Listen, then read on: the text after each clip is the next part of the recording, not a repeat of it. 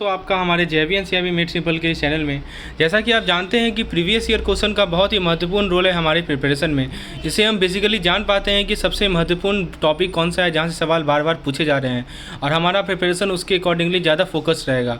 तो यही main role है प्रीवियस ईयर क्वेश्चन का। ये नहीं कि यही क्वेश्चन रिपीट होगा, this is not the point. Topic repeat हो सकता है तो हम जान पाएंगे प्रीवियस ईयर क्वेश्चन से कि हाँ, ये रूरल बैंकिंग में ये टॉपिक ज़्यादा पूछा गया है। तो दोस्तों, हमारे पास पिछले 5 जो कंसेक्यूटिव एग्जाम हुए हैं रूरल बैंकिंग का, उसका हमारे पास प्रीवियस ईयर पेपर अवेलेबल है जो कि मैंने अपने इस कोर्स में डाल रखा है।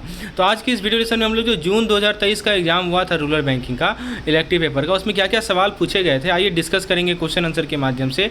तो आप एक बार ट्राई कीजिएगा कि जो कि आपने सिलेबस पढ़ रखा है रूरल बैंकिंग का, तो एक बार ट्राई कीजिएगा कि आप खुद से आंसर दीजिए और फिर मेरे एक्सप्लेनेशन को समझिए। चलिए आगे शुरुआत करते हैं हम लोग पहले सवाल के साथ। पहला सवाल आपके स्क्रीन पर है। पूछा गया था कि कौन सा नाबार्ड का प्रोजेक्ट है जिसका एम था कि हम एसएचजी को डिजिटलाइज करें। एसएचजी आप समझते हैं ना, स्वयं सेवा संस्था, यानी सेल्फ हेल्प ग्रुप को हम लोग एसएचजी कहते हैं। तो नाबार्ड का कौन सा प्रोग्राम है जिसका एम है कि हम एसएचजी को डिजिटलाइज करें। ऑप्शन को देखते हैं। पहला ऑप्शन कह रहा है ई शक्ति, दूसरा ऑप्शन कह रहा है प्रधानमंत्री जनधन योजना, तीसरा ऑप्शन कह रहा है एसएचजी बैंक लिंकेज प्रोग्राम और चौथा ऑप्शन कह रहा है नन ऑफ द अबव। तो दोस्तों, इसका सही जवाब है ई शक्ति। मैं समझाता हूँ। देखिए, ई शक्ति प्रोजेक्ट को नाबार्ड ने लॉन्च किया था 2015 में, ताकि अपना जो डेटा का जो डिजिटलाइजेशन है वो कर सके, ताकि वो डेटा को डिजिटलाइज कर सके सभी एसएचजी का हमारे देश में। तो इस प्रोजेक्ट का एम था कि बैंकों के लिए आसान हो कि वो एसएचजी को पैसा दे सके, उनको बैंकों को एक सिंगल सोर्स ऑफ इन्फॉर्मेशन मिले एसएचजी के बारे में। तो इस प्रोजेक्ट का एम ये भी था कि हम ट्रांसपेरेंसी को इम्प्रूव करें, अकाउंटेबिलिटी को इम्प्रूव करें एसएचजी का, और उनको फाइनेंशियल इन्फॉर्मेशन ज़्यादा एक्सेसिबल करवाएं। तो बाकी जो ऑप्शन है, जैसे प्रधानमंत्री जनधन योजना, ये एक सरकार का इनिशिएटिव है कि हम फाइनेंशियल सर्विस प्रोवाइड करें पुअर को। जहाँ तक बात है एसएचजी बैंक लिंकेज प्रोग्राम, ये भी सरकार का गवर्नमेंट बैक्ड प्रोग्राम है जो कि एसएचजी का लिंकेज बैंक के साथ करवाता है। और नन ऑफ द अबव भी करेक्ट आंसर नहीं है। तो दोस्तों, इसका सही जवाब है हमारा ई शक्ति। याद रखिएगा, ई शक्ति नाबार्ड का प्रोजेक्ट है जिसका एम है कि एसएचजी को डिजिटलाइज करें। Please remember this. चलिए आगे देखते हैं दोस्तों। नेक्स्ट क्वेश्चन आपके स्क्रीन पर है। सवाल में पूछा जा रहा है कि इनमें से कौन सा एक कंपोनेंट नहीं है निकरा का। निकरा का फुल फॉर्म जान लीजिए, national NICRA, national initiative on climate resilient agriculture, national initiative on climate resilient agriculture, national initiative on climate resilient agriculture. मैंने 3 बार रिपीट कर दिया, आपके दिमाग में बैठ गया होगा। चलिए, आपसे पूछा जा रहा है कौन सा कंपोनेंट नहीं है। पहला ऑप्शन कह रहा है कि conduct strategic research on adaptation and mitigation. Option भी कह रहा है कि टेक्नोलॉजी को डिमॉन्स्ट्रेट करना फार्मर्स के फील्ड पे। तीसरा ऑप्शन कह रहा है कि अवेयरनेस क्रिएट करना फार्मर के बीच में, ताकि जो ग्लोबल वार्मिंग का इम्पैक्ट है, ऑब्वियसली बात है ग्लोबल वार्मिंग का एग्रीकल्चर पे इम्पैक्ट है, उसको कम कर सकें अवेयरनेस क्रिएट करके। और ऑप्शन डी कर रहा है कि फाइनेंशियल असिस्टेंस प्रोवाइड करना फार्मर को, ताकि वो क्लाइमेट स्मार्ट एग्रीकल्चर प्रैक्टिस को अडॉप्ट करें। बताइए दोस्तों, निकरा का कौन सा कंपोनेंट नहीं है, यानी NICRA national initiative on climate resilient agriculture का इनमें से कौन सा कंपोनेंट नहीं है। दोस्तों, इसका सही जवाब है ऑप्शन नंबर डी। देखिए, बाकी जो ऑप्शन ये कर रहा है कि स्ट्रेटजिक रिसर्च कंडक्ट करना, टेक्नोलॉजी को डिमॉन्स्ट्रेट करना, अवेयरनेस क्रिएट करना, ये सभी हमारे निकरा के ऑब्जेक्टिव हैं। लेकिन फाइनेंशियल असिस्टेंट प्रोवाइड करना, this is not an objective of NICRA। NICRA कोई फाइनेंशियल असिस्टेंट नहीं प्रोवाइड करती फार्मर को। ये एक रिसर्च और डेमोन्स्ट्रेशन प्रोजेक्ट है। इसका मेन गोल है कि क्लाइमेट स्मार्ट एग्रीकल्चर टेक्नोलॉजी को डेवलप करें और प्रमोट करें, यानी क्लाइमेट स्मार्ट एग्रीकल्चर टेक्नोलॉजी का डेवलपमेंट और promotion, this is the main role. तो दोस्तों, कुछ अदर कंपोनेंट भी हैं NICRA के। पहला है कैपेसिटी बिल्डिंग। तो NICRA का एम है कि हम साइंटिस्ट के कैपेसिटी को बढ़ाएं, बिल्डअप करें, वर्कर एक्सटेंशन वर्कर की कैपेसिटी को बिल्डअप करें और फार्मर को अडेप्ट करवाएं क्लाइमेट चेंज से। दूसरा ऑप्शन कह रहा है नेटवर्किंग। NICRA नेटवर्किंग को फैसिलिटेट करता है साइंटिस्ट के बीच में, एक्सटेंशन वर्कर के बीच में, फार्मर के बीच में, ताकि वो नॉलेज को शेयर कर सकें और बेस्ट प्रैक्टिसेस को शेयर कर सकें। फिर दोस्तों, डिसेमिनेशन की बात करें तो NICRA जो है अपने रिसर्च का, अपने डिमॉन्स्ट्रेशन का जो भी रिजल्ट आता है उसे डिसेमिनेट करता है फार्मर को और दूसरे स्टेक होल्डर को। समझ में आ गया NICRA का फुल का पॉइंट। तो दोस्तों, आप देख सकते हैं कि जो भी हमारे MCQs हैं उसमें मैं एक्स्ट्रा इन्फॉर्मेशन भी प्रोवाइड कर रहा हूँ, ताकि मान लीजिए कि NICRA से कुछ और क्वेश्चन पूछ लिया जाए तो आप उसका भी जवाब कॉन्फिडेंटली दे पाएँ। So this is the essence of our PYQs previous year question bank. In the question bank you will get extra knowledge besides what is asked in the question, now in addition to the what is asked in the question. Next question है दोस्तों कि हमारा जो panchayat raj institution है भारत में, इसके election को, इसके चुनाव को कौन कंडक्ट करता है। ठीक है। तो who conduct the election of panchayat raj institution in India? Let's see the option. Election commission of India, state election commission, central government और स्टेट गवर्नमेंट। तो ऑब्वियस सी बात है कि panchayat raj comes under the state rule, that's why it is conducted by state election commission. तो जो state election commission है ना, उसकी रिस्पॉन्सिबिलिटी होती है कि वो पंचायत राज इंस्टीट्यूशन में इलेक्शन कंडक्ट कराने का। तो इलेक्शन कमीशन ऑफ इंडिया जो है पंचायती राज इलेक्शन नहीं कंडक्ट करता, लेकिन ये सुपरवाइज जरूर करता है स्टेट इलेक्शन कमीशन को। तो ये इंश्योर करे कि इलेक्शन को फेयरली और लॉ के अकॉर्डेंस में किया जाए, ठीक है। बाकी जो आप देखिए ऑप्शन ए को देखिए, ऑप्शन ए बात किया जा रहा है इलेक्शन कमीशन ऑफ इंडिया, तो इसकी रिस्पॉन्सिबिलिटी होती है कि लोकसभा का, राज्यसभा का, स्टेट लेजिस्लेटिव असेंबली का जो इलेक्शन है वो हमारा election commission of India conduct कराता है। ये कोई इलेक्शन नहीं कंडक्ट कराता है पंचायती राज इंस्टीट्यूशन में। जहाँ तक ऑप्शन बी की बात है, स्टेट इलेक्शन कमीशन की इसकी रिस्पॉन्सिबिलिटी होती है कि पंचायती राज इंस्टीट्यूशन में जो इलेक्शन होता है वो स्टेट इलेक्शन कमीशन करवाता है। सेंट्रल गवर्नमेंट का कोई डायरेक्ट रोल नहीं है पंचायती राज इलेक्शन कंडक्ट कराने में, लेकिन ये फाइनेंशियल और टेक्निकल असिस्टेंट प्रोवाइड करता है स्टेट इलेक्शन कमीशन को। और ऑप्शन डी कह रहा है कि स्टेट गवर्नमेंट इज रिस्पॉन्सिबल। तो देखिए जो हमारे स्टेट इलेक्शन कमीशन के जो मेंबर्स होते हैं ना, इनको अपॉइंट करने की जो जिम्मेवारी है वो स्टेट गवर्नमेंट को दी गई है, लेकिन स्टेट इलेक्शन कमीशन एक इंडिपेंडेंट बॉडी है जो कि स्टेट गवर्नमेंट के कंट्रोल के अंदर नहीं है। तो please remember this, option number C is the B is the correct answer. इनमें से कौन सा कमेटी है, कौन सी कमेटी का गठन किया गया जो कि पेमेंट बैंक के एस्टेब्लिशमेंट को रिकमेंड किया? देखिए ऐसा सवाल पूछा गया था। तो आपके सामने 4 कमेटी का नाम लिखा गया है, आपको बताना है कि किस कमेटी ने पेमेंट बैंक के एस्टेब्लिशमेंट को रिकमेंड किया था। Nachiket Mor, Nayak committee, Narasimham committee, Kelkar committee.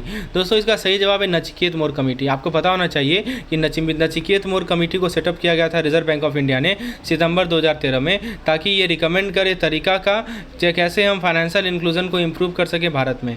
तो इसके रिपोर्ट में कमेटी ने रिकमेंड किया कि हम पेमेंट बैंक को इस्टेब्लिश करेंगे, स्थापित करेंगे, जो कि एक नया तरह का फाइनेंशियल इंस्टीट्यूशन होगा जिसका फोकस होगा कि हम बेसिक बैंकिंग सर्विस प्रोवाइड करें अनबैंक्ड और अंडर बैंक पॉपुलेशन को। तो कमेटी का रिकमेंडेशन आरबीआई ने एक्सेप्ट किया और पहला पेमेंट बैंक को लाइसेंस दिया गया था 2016 में। बाकी जो कमिटीज़ हैं उसके बारे में थोड़ा जानकारी ले लीजिए क्योंकि बहुत इंपॉर्टेंट है। यही तो हमारा इस पार्टिकुलर क्वेश्चन बैंक का खासियत है कि मैं आपको हर एक ऑप्शन के बारे में जानकारी दूंगा। दोस्तों बाकी जो ऑप्शंस हैं वो जैसे नायक कमेटी है। नायक कमेटी क्या था कि हमारा जो governance of board of bank था इसको रिव्यू कर सके कि बोर्ड ऑफ बैंक का कैसा गवर्नेंस है। दूसरा ऑप्शन जो कह रहा है कि नरसिम्हन कमेटी, नरसिम्हन कमेटी को सेटअप किया गया था ताकि जो रिफॉर्म्स है इंडियन बैंकिंग सिस्टम में वो उसको रिकमेंड करने के लिए। और फाइनली है केलकर कमेटी, तो ये तरीका रिकमेंड करते थे कि कैसे हम फिस्कल डेफिसिट को भारत में कम करेंगे। फ्रेंड्स आपके लिए हम इलेक्टिव पेपर में 5 इलेक्टिव पेपर का हमारे पास कंटेंट है, HRM, IT, rural banking, risk management, central banking. आप कंटेंट में देख सकते हैं हमारे ऐप पे सारा सभी मैंने फ्री कंटेंट डाल रखा है, आप उसमें चेक कर सकते हैं। जैसे HRM में आप देख सकते हैं थ्योरी प्लस MCQ PDF का सेपरेट फोल्डर है, previous year question and answer का सेपरेट फोल्डर है। आप इसमें जाके आप theory PDF module wise arrange है, MCQ PDF भी मॉड्यूल वाइज अरेंज है। उसी प्रकार से दोस्तों आप देख सकते हैं HRM के अलावा रूरल बैंकिंग में भी सेम है, theory plus MCQ PDF previous year question, और मैं से प्रीवियस ईयर क्वेश्चन और भी पिछले साल का ऐड कर रहा हूँ। IT डिजिटल बैंकिंग में theory PDF MCQ PDF previous year question and answer. उसी तरह दोस्तों सेंट्रल बैंकिंग में थ्योरी PDF MCQ PDF इसका प्रीवियस ईयर मैं तुरंत ऐड कर दूंगा। और रिस्क मैनेजमेंट का भी सेम कंटेंट हमारे पास अवेलेबल है। तो फ्रेंड्स ये कोर्स आपको मात्र 250 रुपीज़ में मिल रहा है। यदि आप इस कोर्स में इनरोल होना चाहते हैं तो हमारे ऐप पर आएँ, हमारे ऐप को इंस्टॉल कर लें और इलेक्टिव पेपर इस ऐसे सर्च करें या लिंक जो डिस्क्रिप्शन में दिया गया उस पर क्लिक करें तो आपको इस डायरेक्टली कोर्स को एक्सेस कर सकते हैं और आप कूपन कोड का भी लाभ उठा सकते हैं जिसमें 40% का आपको डिस्काउंट मिल रहा है। देखिए दोस्तों नेक्स्ट सवाल जो आपसे पूछा गया था कि एक बैंकिंग आउटलेट एक fix point service delivery unit है जो कि मैन्ड किया जाता है या तो बैंक स्टाफ के द्वारा या बिजनेस कॉरेस्पॉन्डेंट के द्वारा, और ये सर्विस ऑफ एक्सेप्टेंस प्रोवाइड करता है डिपॉजिट का, कैश और चेक के इनकैशमेंट का। कितने समय के लिए, मिनिमम कितने समय के लिए? 2 घंटा पर दिन, कम से कम 3 दिन एक सप्ताह में, 3 घंटा पर दिन, कम से कम 4 दिन एक सप्ताह में, 4 घंटा पर दिन, 5 दिन एक सप्ताह में, और 5 घंटा पर दिन, 6 दिन एक सप्ताह में। बताइए दोस्तों ये बैंकिंग आउटलेट के बारे में पूछा जा रहा है। तो दोस्तों इसका सही जवाब है, करेक्ट आंसर है 4 आवर पर day for at least 5 day a week. तो ये हमारा जो बैंकिंग आउटलेट का जो डेफिनेशन आरबीआई प्रोवाइड करती है उसके अकॉर्डिंग्स में है कि हमारा जो बैंकिंग आउटलेट है एक फिक्स पॉइंट सर्विस होता है और ये acceptance of deposit, encashment of cheque, cash, withdrawing, lending of money minimum of 4 hour पर day at least 5 day a week ये प्रोवाइड करता है। तो बैंकिंग आउटलेट बेसिकली एक fix point service delivery unit होता है जो या तो बैंक स्टाफ उसको देखेंगे, यानी तो बिजनेस कॉरेस्पॉन्डेंट उसको देखेंगे, और ये क्या क्या सर्विस प्रोवाइड करेगी, डिपॉजिट को एक्सेप्ट करेगी, चेक को इनकैश करवाएगी, कैश विड्रॉल का अलाउ कर सकती है, और ये जो है मिनिमम 4 घंटा एक दिन में, कम से कम 5 दिन तक एक सप्ताह में, ठीक है। ये वर्किंग आवर और डे को आपको प्रोमिनेंटली डिस्प्ले करना है। बाकी ऑप्शन इनकरेक्ट है क्योंकि वो मिनिमम रिक्वायरमेंट को मीट नहीं करते। दोस्तों देख सकते हैं किस प्रकार का सवाल आपके रूरल बैंकिंग में पूछा जा रहा है। नेक्स्ट क्वेश्चन है, एक पॉपुलेशन पिरामिड जिसमें वाइड बेस हो और नैरो टॉप हो, इसमें से क्या इंडिकेट करता है? High birth rate and low death rate, low birth rate and high death rate, stable population, declining population. बता सकते हैं दोस्तों कि आपका एक पॉपुलेशन पिरामिड है जिसका बेस जो है वाइड है और टॉप जो है वो नैरो है, वो इनमें से क्या इंडिकेट करेगा? तो दोस्तों ये इंडिकेट करेगा हाई बर्थ रेट है और लो डेथ रेट है, समझे। तो बेस आपका ये हो, बेस आपका वाइड हो, टॉप आपका नैरो हो, तो high birth rate and low death rate को रिप्रेजेंट करेगा। मैं आपको पॉपुलेशन पिरामिड के बारे में थोड़ा और जानकारी दे देता हूँ। देखिए पॉपुलेशन पिरामिड क्या होता है, पॉपुलेशन पिरामिड जिसमें वाइड बेस हो, नैरो टॉप हो, ये इंडिकेट करेगा कि यंग पॉपुलेशन का लार्जर प्रोपोर्शन है पॉपुलेशन में। ये टिपिकली देखा जाता है कंट्रीज़ में जहाँ पे हाई बर्थ रेट होता है और लो डेथ रेट होता है। बाकी जो ऑप्शन है वो इनकरेक्ट है, क्योंकि इस कारण से पॉपुलेशन पिरामिड तो बनेगा लेकिन अलग अलग शेप का बनेगा। जैसे मान लीजिए लो बर्थ रेट हो और हाई डेथ रेट हो, इससे क्या होगा, पॉपुलेशन पिरामिड बनेगा जिसका बेस नैरो रहेगा और टॉप वाइड रहेगा। और स्टेबल पॉपुलेशन के कारण पॉपुलेशन पिरामिड बनेगा जिसमें रफली इक्वल नंबर ऑफ पीपल रहेंगे प्रत्येक एज ग्रुप में। और डिक्लाइनिंग पॉपुलेशन के कारण क्या होगा, पॉपुलेशन पिरामिड बनेगा जिसका बेस नैरो रहेगा, टॉप भी नैरो रहेगा। तो फ्रेंड्स समझ में आ रहा है। नेक्स्ट क्वेश्चन पूछा गया था, इनमें से कौन सा माइक्रो फाइनेंस स्कीम का की फीचर नहीं है? पहला ऑप्शन कह रहा है कि they provide small loan to low income borrower, यानी लो इनकम बोरोवर को छोटे लोन प्रोवाइड करते हैं। They are often administered by NGO, यानी इसको एडमिनिस्ट्रेट किया जाता है नॉन गवर्नमेंटल ऑर्गेनाइजेशन के द्वारा और NGO के द्वारा। They require borrower to form self help group. They charge high interest rate loan on loan, यानी माइक्रो फाइनेंस स्कीम के बारे में कौन सा की फीचर नहीं है?